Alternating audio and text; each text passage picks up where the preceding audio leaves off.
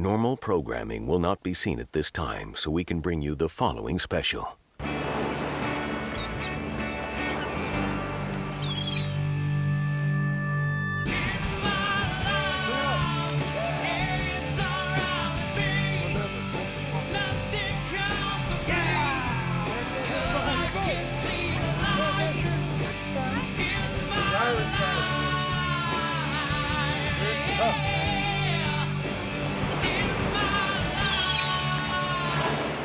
This is Pacific Fisherman Shipyard in Ballard, home port to many of the boats in the Bering Sea crab fishing fleet. Hello everyone, I'm KOMO 4's Mike Ferrari. The Hansen family of Seattle has been fishing for crab on the deadly Bering Sea for decades on their boat, the Northwestern. The Hansen brothers are the stars of the TV show Deadliest Catch, but that hasn't changed them one bit. Sig, Edgar, and Norman are still fishermen at heart, and they've taken their newfound popularity, combined it with the deadly job, and turned it into their luckiest catch. Sig Hansen was born in Seattle in April of 1966. Along with younger brothers Norman and Edgar, he learned to fish under the watchful eye of their father, Norwegian-born Sverre Hansen.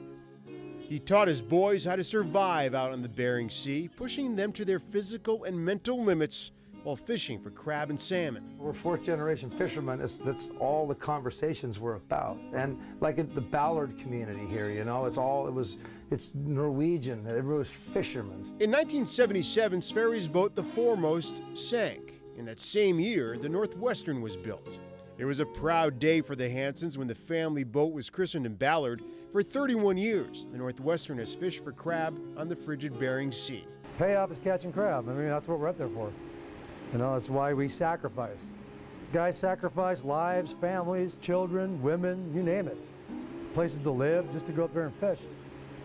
You know, for the love of it. Despite Sverre's death in 2001, the family fishing business kept thriving. Year after year, Sig and his brothers fished for king crab in the desolate cold of the North Pacific, and nobody noticed.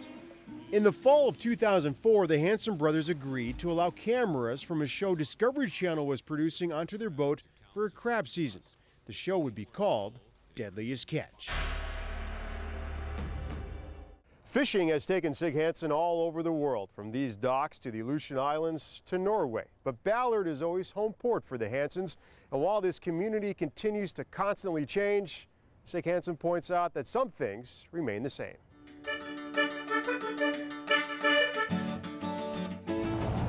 Well, Sig, Ballard certainly has changed over the years since you grew up. This is not the same place you remember growing up.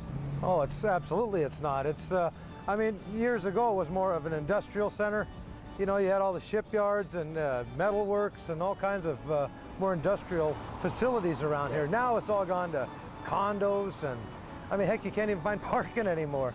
I gotta admit, there's a lot of life on the weekends, a lot of people walking around, so that's kind of neat, but it's a whole different generation.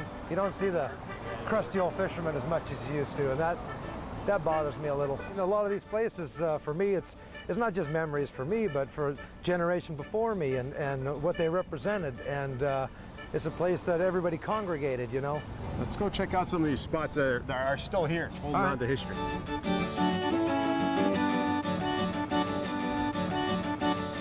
All right, well, Sig, you said this place here, Ballard Smoke Shop, it's been here forever. Oh yeah, as long as I can remember. All right, let's check it out. Well, see, this is a place that guys would come look for work? Well, back in the day, this was the hub of Ballard. So, you know, my old man, a lot of the owners of these crab boats would hang out, and if you wanted a job, this was the place to be. It's also a place to come socialize, and you guys go out and work all day, come here and talk about fishing, right? Talk about fishing and other things. And this is a place that many people don't know about, right? It's one of those things that's been a nice little secret for a while, and a lot of good times. Do you remember this guy when he was a kid? Yeah, when he was that big. That big? And now he's a TV star. He's a little bit bigger now. Yeah. What do you think of the Hollywood deal now? I don't know. I don't keep track of that stuff. You don't watch the show? Well, I should have watched the show, but I've been up there for 46 years.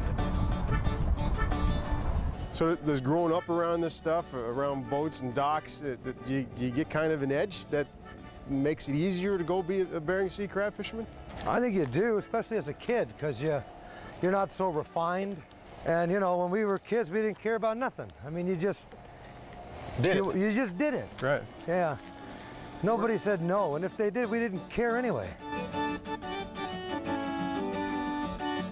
This is Ballard oil, so this is where the boats would take their fuel before we head back up north. What the hell do you want? They say, good to see you. They let you out, huh? He's been coming ever since his daddy brought him down in diapers, you know? Right. Yeah. What's it like to see a guy like this now growing up, running the business and doing what he does? Kind of weird? No different than it's been for, what, 30, I won't say how many years. We don't want to tell anybody how you really are. Forever and a day, yeah. This is sacred ground, man. There's more fish caught in this room than there ever was in the ocean. When you took over for Dad, and he was still alive, and you were talking to him or sending him back what you were doing and where you were catching stuff, did you have to start lying to him? Because is this where he came and started telling everybody what you were doing and giving information away? All the owners would hang out here, so he would tell his buddies, and then they would tell their captains. They would come out and chase for you, or vice versa. Right. So yeah, this was information central. Yeah. Well, Sig Fisherman's Terminal, this is kind of a sentimental spot for you because the memorial's here and your dad's name is on it. A lot of guys have come and gone, and they've been able to remember them through the memorial. There's a lot of history here, and there's a lot of people that have lost their loved ones. It's got great sentimental value for a lot of families in Seattle. And there are a lot of guys that friends that I've known that are gone.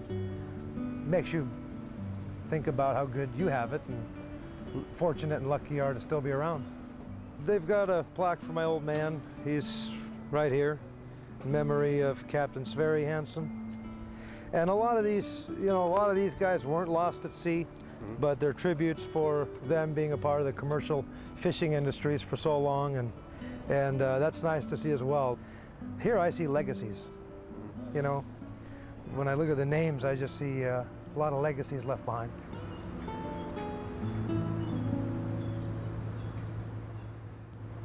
There are things you do and things you don't. There are things that happen and things that won't. Good luck, good health, good crab, and good friends. Fisherman superstitions.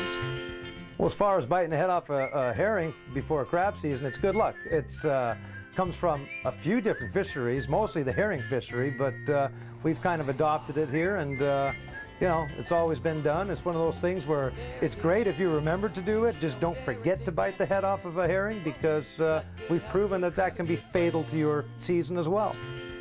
A lot of times we'll set the hook on fire for our last pot of the season, and that just kind of came over the years. I think the guys knew that it was a superstitious deal to catch that last hook, and I think Egger started just turning the thing on fire, and we just went with it. And it's, you know, every boat's different, but it's unique to ours. Fisherman superstitions.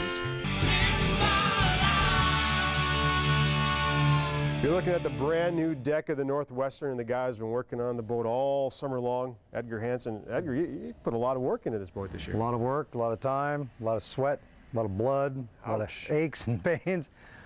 What did you have done? We went into dry dock when we first came down, found some shafting issues. So we had our whole shaft replaced, we had all new bearings put in, and the deck was 31 years old, so we had it completely restored, ripped up, and it's all brand new. Paint job, you name it, little odds and ends, had the engines fixed as usual. So it's all about maintaining, making sure we don't break down while we're up there.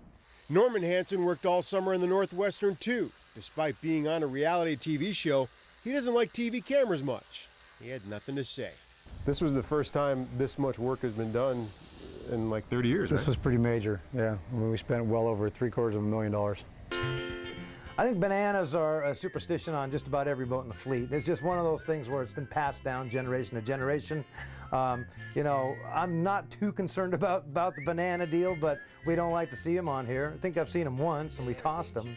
So you don't take any chances when it comes to bananas and superstitions. Another superstition is if you open up, you know, a can of strawberries or any kind of food item upside down, and if that's sitting on that galley table upside down, definite no-no on the Northwestern. You just don't do it.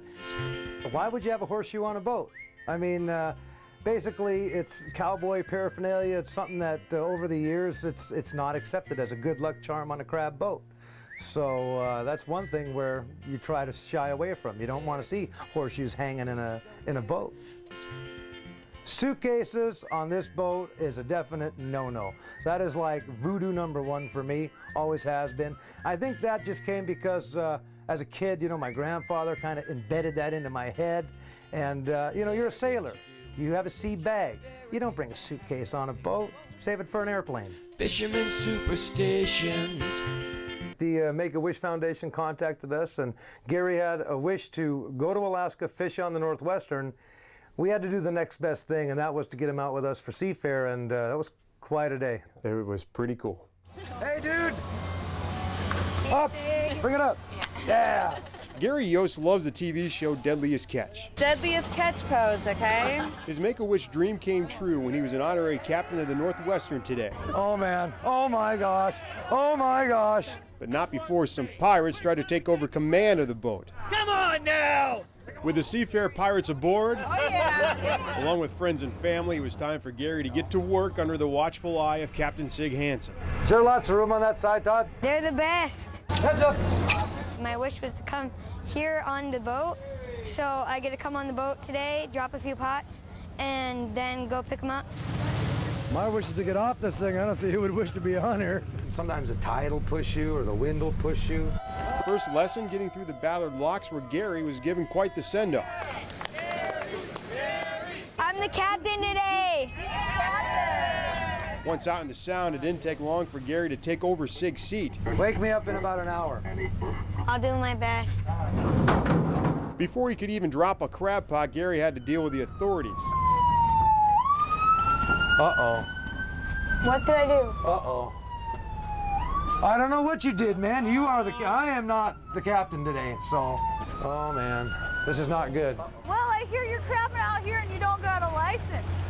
He does. He does. Then it was time to go fishing. Watching my son's face light up when he got to see the crew member and be out on the boat and do the things when, you know, not knowing that the Fish and Wildlife people are going to show up and bust him. It was just great. Awesome. It just feels good to have him be himself, look like himself, act like himself, and get to do the things he loves to do. After a short cruise through Elliott Bay and a flyby from the Blue Angels, it was time to pull up the pots. After a few pots were pulled up empty, Gary scored in the last pot of the day. He's a pro. He's hired. He's better than half the guys I got. Beginning to end, you can say this was a successful trip. This is the best day of my life because, one, I get to spend the entire day with the Northwestern's crew. 2, I got to set and drop pots. 3, I got to drive the boat. And 4, I had entirely too much fun. Northwestern, yeah! Yeah! Well, I mean, that's a feeling like no other right there. So, no, we had a great day. For a kid to say that that's the best thing he's ever done is quite a feeling, and I'm proud of it. So how was your day with us, buddy? Awesome. Well, Sig, I remember we were down in Portland and some advertising executives asked you, what's the coolest thing that has happened to you since you've been involved with the Deadliest Catch and all the popularity that comes with it? And you said making Gary's wish come true was it. Well, yeah, and I think that still stands because not only did we give him what he wanted, and we got the reward back as far as, you know, just seeing it. And it just felt so good to not just myself, but my crew and everybody that helped out. And that's something that we'll never forget.